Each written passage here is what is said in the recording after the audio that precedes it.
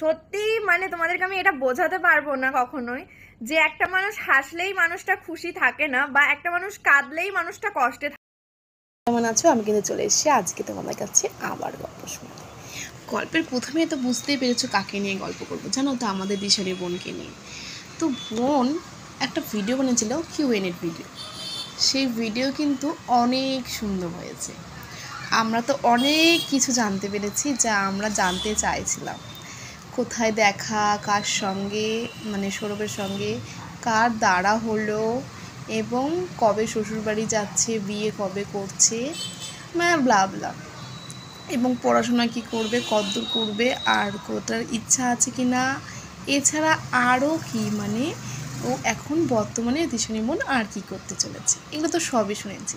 কিন্তু দেখো, এর মধ্যেও কিন্তু যারা কন্ট্রোভার্সি ক্রিয়েটার আছে তারা কিন্তু খুঁত পেয়ে গেছে, কারণ তাদের তো ভিডিও না করলে তো এখান থেকে চলবে না, বুঝতে পেরেছো?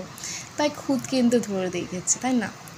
আরে সেই রেজিস্ট্রি করে মানে রেখেছে, কিন্তু বিয়ে হবে কি না ভবিষ্যতে সেটা জানে না, সেইটুকুনি বলেছে। দেখো, আবার তারা বলছে নাকি যে শাঁখা সিঁদুরের মর্যাদা পাবে কি না, সেই মর্যাদা শ্বশুরবাড়ি বলছে বাড়ার সাথে, কিন্তু সে শ্বশুরবাড়ি গিয়েছেও, কিন্তু সেখানে যে যেতে পারবে কি না পরে সেটা বলছে।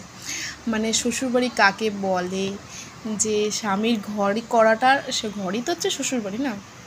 এই সম্বন্ধে অনেক অনেক কথা শুনতে পাচ্ছি ওদের কথা, কিন্তু সেগুলো আমি থোড়াই কেয়ার করছি, কারণ যাদের যেটা কাজ তো সেটা করবেই, তাই না বলো? কিন্তু আমাদের কাজ হচ্ছে যেটা, আমরা শুধু গল্প শোনানো, আমাদের সারা কিছু শুনে আমাদের একটা সুন্দর গল্প তৈরি করতে হয়, নিজের মুখে যেটা বলার প্রয়োজন। তাই সেই গল্পের মধ্যেই কিন্তু বলতে গিয়ে একটা ভিডিও চোখে এসেছিল। তাদের কাজটাই ওই রকম, কিছু বলার নেই, যতই ভালো করো না কেন, বুঝতে পেরেছো? খুদ ওদের বার করতেই লাগবে, নাহলে তো ওদের মানে চলবে না। তো যাই হোক, আমরা কিন্তু সেই ভিডিওটা পেয়ে খুবই খুশি, এবং যারা দিশানি বোনের লাভার আছো তারা অবশ্যই খুশি হবে এই ভিডিওটায়। সব রকম কথা বলেছে, তবে হ্যাঁ, জীবনের অনেক কিছু চলতে গেলে অনেক কিছুকে উপেক্ষা করে চলতে লাগে। তাই আমি একটা কথাই বলতে চাই, আজ মরলে কাল 2 দিন। বোনও সেটা অনেক সময় একটা কথা বলেছে, যে এবং যে হাতি খাদে পড়েছে সেখান থেকে তুলে নিয়ে এসেছিলো। দেখো, হাতের 5টা আঙুল সমান নয়, তাই না? তো সেই রকমই, আজ মরলে কাল 2 দিন, তাই না? তো মানুষের মৃত্যুর যেখানে সীমাবদ্ধতা নেই, কেউ জানে না কখন কি হবে। জন্ম, মৃত্যু, বিয়ে, তিনটে কিন্তু 3 বিধাতা নিয়ে, এটা আমরা সবাই জানি এবং মানি।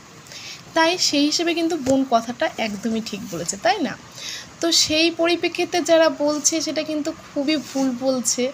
রেজিস্ট্রি হওয়ার পরেও যে সেটা সম্পর্ক মানে ভাঙে না, এটা মানে করা না।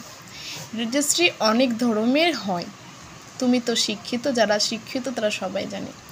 এক রেজিস্ট্রি হয় যে এতদিনের মধ্যে যদি বিয়ে করে হবে, তারপরে কিন্তু সেই রেজিস্ট্রিটা মানে ক্যান্সেল হয়ে যাবে, বিয়ে হবে না, করতে হবে না এমন, তার মধ্যে যদি না করে। এবং রেজিস্ট্রি করারও 3 বছর, ফের 6 বছর, এরকম 12 বছর, 14 বছর, এইরকম একটাও কিন্তু রয়েছে, যেটার থেকে তারপরে সেই রেজিস্ট্রির কোনো আর দাম থাকে না। তবে হ্যাঁ, যদি সেইটাকে ডিভোর্স পজিশনে নিয়ে যাওয়া যায়, সেই রেজিস্ট্রি থেকে কিছু মানে যে রেজিস্ট্রি করা রয়েছে সেই হিসেবে যদি ডিভোর্স হয়, তখন কিন্তু ওখান থেকে কিছু টাকা পয়সা, এরকম অনেক কিছু। দেখো, ভবিষ্যতে কী হবে সেটা কেউই জানে না, না? দেখো, ধরে মানে আমি বলছি না কারোর কোনো কিছু হয়ে যায়, তাহলে সেখানে তো হয় না, তখন নিশ্চয় অন্য মেয়ে কিংবা সে ছেলে, সবার জন্য কেউ জন্য কেউ থামে থাকে না, না? সেই হিসেবে বলা হয়েছে, সেই কথাটা বলা হয়েছে, কখন কার কী হয়ে যায় সে কিন্তু কেউই জানে না, তাই না?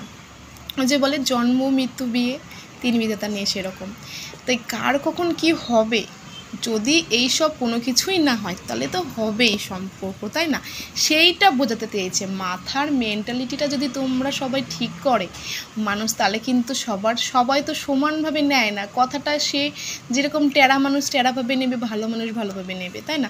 আমরা ভালোভাবে নেব, কারণ আমরা সেই বোনকে ভালোবাসি। এবং যারা হেটার আছে তারা তো ওই হেটার দিক দিয়ে বিবেচনা করে কথাটা উত্তর দেবে, তাই না?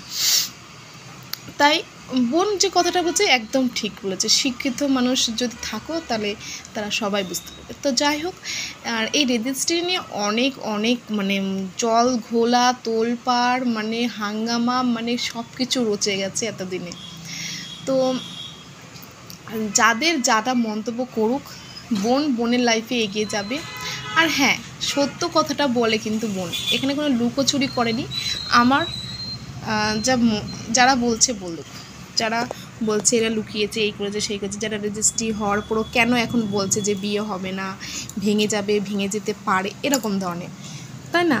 তো এখন মত আজ আছে কাল নাও থাকতে পারে, আজ বেঁচে আছি কাল নাও বেঁচে থাকতে পারে।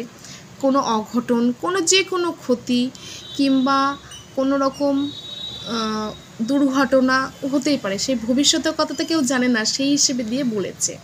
তাই ভবিষ্যতের কথা কেউই জানে না বলে তার জন্য বলেছে সেটা যদি কোনো কিছু না হয় তখন দেখা যাবে। এখন কিছু বলতে না, সেটা ভাবতে পারছে না। এবার সে কিন্তু বলেনি যে আমাদের সম্পর্কটা নষ্ট হয়ে গেছে, রেজিস্ট্রি করার সাথে কোনো সম্পর্ক নষ্ট না হতেই হবে, তাই না?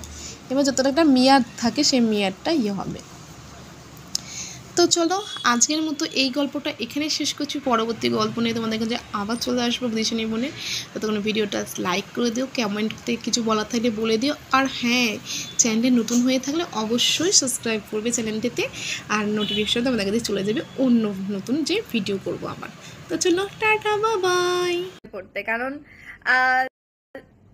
সত্যি মানে তোমাদেরকে আমি এটা বোঝাতে পারবো না কখনোই যে একটা মানুষ হাসলেই মানুষটা খুশি থাকে না, বা একটা মানুষ কাঁদলেই মানুষটা কষ্টে থাকে না। আমরা ইউটিউবে থাকি, ইউটিউবে সব রকম ভিডিও করতে হয়। আর স্পেশালি আমার, তোমরা অনেক দিন থেকেই জানো যে আমার সব থেকে প্রিয় হচ্ছে স্যাড গান। আমার স্যাড গানই বেশি ভালো লাগে। তো মানুষ একটা দুটো ভিডিও করতে গেলে যেমন ভালো মানে নাচানাচির গানে বা এমনি রোম্যান্টিক গানে ভিডিও করবে, ঠিক তেমনই স্যাড গানেও ভিডিও করবে। তা বলে আমি স্যাড গানে ভিডিও করছি বলে এমন নয় যে আমি স্যাড হয়ে গেছি বা আমি কোনো কিছু নিয়ে আপসেট, তেমন কিন্তু কিছু নয়। তোমরা সবসময় স্যাড গানে রিলস করলে তার মানে তোমরা সবসময় স্যাডই থাকো? কে জানে, ভগবান, আমি কাউকে বোঝাতেই পারবো না।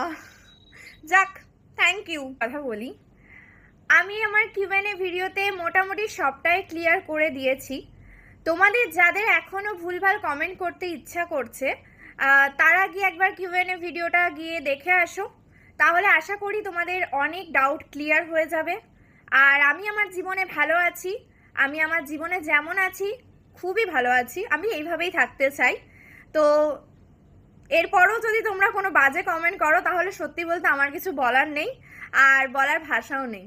তো যাক, ঠিক আছে, তোমরা যদি বাজে কমেন্ট করো সেটাকেই আমি ভালোবাসা হিসেবে নেব।